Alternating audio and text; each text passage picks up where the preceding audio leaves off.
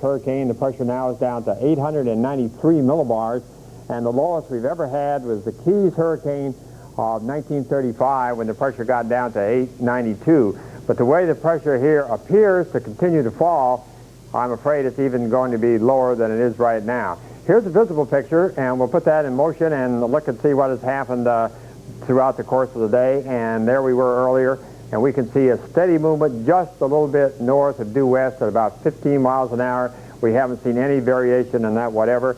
And we think about the next land area in its path is going to be somewhere around the northeastern tip of the Yucatan Peninsula. And that, of course, includes the resorts of Cancun and Cozumel. And it looks as if by tomorrow morning, the eye of the hurricane is not going to be very far away from there at all. Let's go now and look at the particulars, and we can see what the track has been here ever since it came into the Central Caribbean south of Hispaniola. And the latest advisory issued at 6 p.m. shows that the center was at 19.5 north, 83.5 west, and that is 230 miles east-southeast of Cozumel in Mexico. Incidentally, that's about a little better now than 100 miles to the west of Grand Cayman Island. And the top sustained winds 160 miles an hour and higher gusts than that. And we suspect that with this new pressure that came in from the reconnaissance of 893 millibars, we'll see the next advisory have a higher wind, sustained wind, even than 160 miles an hour.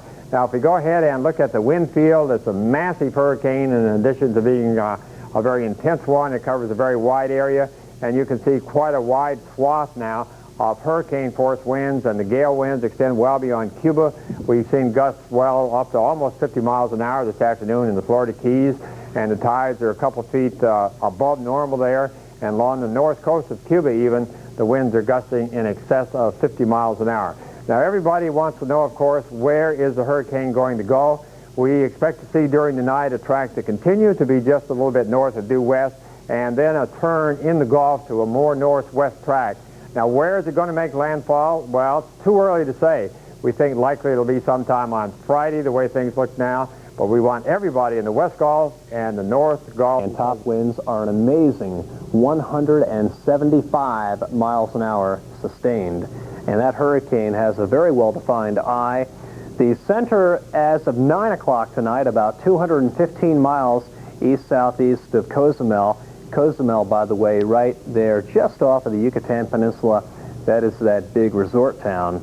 And again, the hurricane is tracked right over Jamaica, come within 20 miles of Grand Cayman Island, and now over open water it is strengthened more. Pressure down to about 26.38 inches, and the area of the real nasty wind right there beyond the eye wall. Let's go back in time now, show you what's happened over the past 6 to 8 hours.